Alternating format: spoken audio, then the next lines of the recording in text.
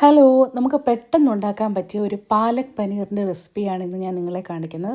ഇത് വളരെ ഹെൽത്തി ആയിട്ടാണ് ഉണ്ടാക്കുന്നത്. അതായത് ബട്ടർ ചേർക്കുന്നില്ല, ക്രീം ചേർക്കുന്നില്ല, ഇതൊന്നുമില്ലാതെ തന്നെ വളരെ ക്രീമി റിച്ച് ആയിട്ടുള്ള പാലക് പനീർ എങ്ങനെയാണ് നമുക്ക് ഉണ്ടാക്കുന്നതെന്ന് നോക്കാം.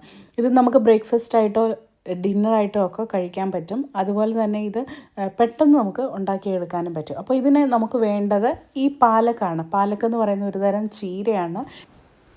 അപ്പോൾ പാലക്ക് നമുക്ക് നല്ല ഭംഗിയായിട്ട് കഴുകിയെടുക്കാം. കാരണം മണ്ണിൻ്റെ പൊടിയോ അംശമോ ഒന്നും ഇല്ലാതെ നല്ല വൃത്തിയായിട്ട് കഴുകിയെടുക്കാം. ഇത് ഉണ്ടാക്കാൻ വേണ്ടി നമുക്ക് ആവശ്യമായിട്ട് വേണ്ടിയത് 2-3 സവോള, അതുപോലെ തന്നെ 2-3 അല്ലി വെളുത്തുള്ളി, ചെറിയൊരു കഷ്ണം ഇഞ്ചി. ഇനി നമുക്ക് കഴുകി വെച്ചിരിക്കുന്ന പാലക്ക് നല്ല തിളച്ച വെള്ളത്തിലേക്കിട്ട് ഒരു 2-3 മിനിറ്റ് ഒന്ന് കുക്ക് ചെയ്തെടുക്കാം. അതായത് ഒരുപാട് സമയമൊന്നും വേവിക്കേണ്ട കാര്യമില്ല, ഒരു 2 to 3 മിനിറ്റ്സ് അത്രയും മതി. അതിനുശേഷം ഈ പാലക്ക് നമ്മളെടുത്ത് തണുത്ത വെള്ളത്തിലേക്ക് വേണം നമ്മൾ ഇടാൻ വേണ്ടിയിട്ട്. അപ്പോൾ ഇതിൻ്റെ കുക്കിംഗ് പ്രോസസ്സ് അവിടെ സ്റ്റോപ്പും ആകും. അതുപോലെ തന്നെ ഇതിൻ്റെ ആ പച്ച കളറ് നല്ലപോലെ അതിൽ തന്നെ ഇരിക്കാൻ, നല്ലപോലെ പച്ച കളർ റിറ്റെയിൻ ചെയ്യാൻ വേണ്ടിയിട്ടാണ് നമ്മൾ ഈ ചൂട് വെള്ളത്തിൽ നിന്ന് എടുത്ത് നേരെ തണുത്ത വെള്ളത്തിലേക്ക് വെക്കുന്നത്. ഇനി നമ്മുടെ കുക്കിംഗ് തുടങ്ങാം. അതായത് പാനിലേക്ക് നല്ലെണ്ണയാണ് ഞാനിവിടെ യൂസ് ചെയ്തേക്കുന്നത്. അപ്പോൾ കുറച്ച് നല്ലെണ്ണ ഒഴിക്കുക. അതിലേക്ക് നമ്മുടെ പനീറിൻ്റെ ക്യൂബ്സ്. ഇത് പനീർ നമുക്ക് എല്ലാ കടകളിലും വാങ്ങാൻ കിട്ടും കേട്ടോ, സൂപ്പർ മാർക്കറ്റുകളിലൊക്കെ അവൈലബിൾ ആണ്. അപ്പോൾ പനീർ ഒന്ന് മൊരിച്ചെടുക്കാം. ആ സമയം കൊണ്ട് നമുക്ക് ഈ മിക്സിയുടെ ജാറിലേക്ക് ആ ചെറിയൊരു കഷ്ണം ഇഞ്ചി, അതുപോലെ തന്നെ നമ്മൾ കുക്ക് ചെയ്ത് വെച്ചിരിക്കുന്ന പാലക്ക് അതും കൂടെ ഇട്ട് കൊടുത്ത് അതിലേക്ക് എരിവിനാവശ്യമായ പച്ചമുളക്. ഇപ്പോൾ എൻ്റെ പച്ചമുളക് അല്ല ഞാനിവിടെ യൂസ് ചെയ്യുന്നത്, ഇവിടെ ഞാൻ കാന്താരിയാണ്. അന്നേരം എരിവിനാവശ്യമായിട്ടുള്ള മുളക് കൂടെ ചേർത്ത് നമുക്കിത് അരച്ചെടുക്കാം. ലേശം വെള്ളം കൂടി ഒഴിച്ച് നമുക്കിത് അരച്ചൊരു മഷി പരുവത്തിൽ നല്ല സ്മൂത്ത് പേസ്റ്റാക്കി ഇതേപോലെ അരച്ചെടുക്കണം. ആ സമയത്ത് നമ്മുടെ പനീർ ഇവിടെ കുക്കായി കഴിഞ്ഞു. ഇത് നമുക്ക് കോരി വേറൊരു പാത്രത്തിലേക്ക് മാറ്റാം. അപ്പം നമ്മുടെ നല്ല മൊരിഞ്ഞ പനീർ നമുക്ക് വേറൊരു പാത്രത്തിലേക്ക് മാറ്റാം. ഇനിയും നമ്മൾ വഴറ്റാൻ പോകുന്നത്, നേരത്തെ ഞാൻ കാണിച്ച സവാളയൊക്കെ ഉണ്ടല്ലോ, അത് നമ്മൾ വഴറ്റാൻ പോകുന്നത് ഈ പാത്രത്തിൽ വെച്ച് തന്നെ ഈ എണ്ണയിലേക്ക് തന്നെയാണ് കേട്ടോ.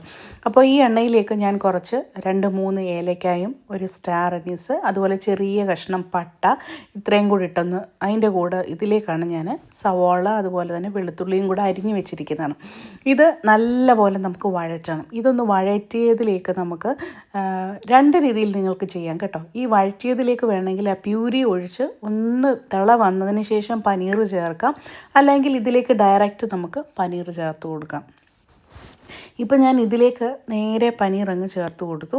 ഇനി ഇതൊന്ന് വഴറ്റി ഇതിലേക്കാണ് നമ്മൾ അരച്ചു വെച്ചിരിക്കുന്ന പാലക്കിൻ്റെ പ്യൂരി ചേർക്കാൻ പോകുന്നത്. ഈ കൂട്ടത്തിൽ തന്നെ നിങ്ങൾക്ക് വേണമെങ്കിൽ ടൊമാറ്റോ അല്ലെങ്കിൽ തക്കാളി നമുക്ക് ചേർത്ത് കൊടുക്കാം. ഞാൻ തക്കാളി ഇവിടെ ഉപയോഗിക്കുന്നില്ല.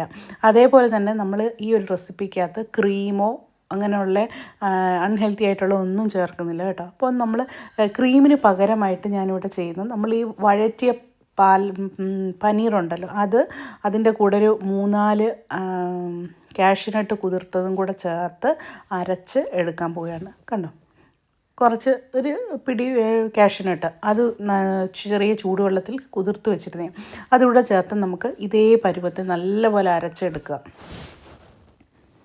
അന്നേരം ഈ പനീർ ഇതെല്ലാം കൂടെ ഇപ്പം തന്നെ ഒരു ക്രീമി പരുവത്തിൽ, അപ്പോൾ മിക്സഡ് ജാറിലേക്ക് കുറച്ച് വെള്ളം കൂടെ ഒഴിച്ച് ഇതിലേക്ക് ചേർത്ത് കൊടുത്തിട്ടുണ്ട്.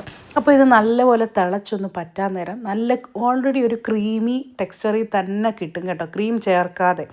അപ്പം ഇതിലേക്ക് നമുക്കിനി ആവശ്യത്തിന് ഉപ്പുകൂടെ ചേർത്ത് കൊടുക്കാം. പിന്നെ ഞാൻ ഓൾറെഡി സ്റ്റാർ അനീസും ഏലക്കായും ഒക്കെ ചേർത്തിട്ടുള്ളത് കൊണ്ട് തന്നെ ഗരം മസാല ചേർക്കുന്നില്ല. നിങ്ങൾക്ക് വേണമെങ്കിൽ ഗരം മസാലയും കൂടെ ചേർത്ത് എടുക്കാം. അപ്പോൾ നമ്മുടെ പാലക് പനീർ റെസിപ്പി ഇവിടെ റെഡി ആയി കഴിഞ്ഞു. ഹെൽത്തിയാണ്, അതുപോലെ നല്ല ടേസ്റ്റിയാണ്. ഇത്ര ഒരു സെർവിങ്ങിൽ നമുക്ക് നല്ല ഒരളവ് പ്രോട്ടീൻ നമുക്ക് കിട്ടുന്നുണ്ട്. അതുപോലെ ഇത് ഹൈലി ന്യൂട്രീഷ്യസ് ആണ്. അതുപോലെ തന്നെ അൺഹെൽത്തി ആയിട്ടുള്ള ബട്ടറോ അതുപോലെ ക്രീമോ ഒന്നും ഇതിൽ ചേർക്കുന്നില്ല. അപ്പം വളരെ ഈസി അല്ലേ, പെട്ടെന്ന് നല്ല ഹെൽത്തി ആയിട്ടുള്ളൊരു ന്യൂട്രീഷ്യസ് ലഞ്ചോ ബ്രേക്ക്ഫാസ്റ്റോ ഡിന്നറോ എല്ലാവരും ഉണ്ടാക്കി നോക്കണം. Okay friends, by.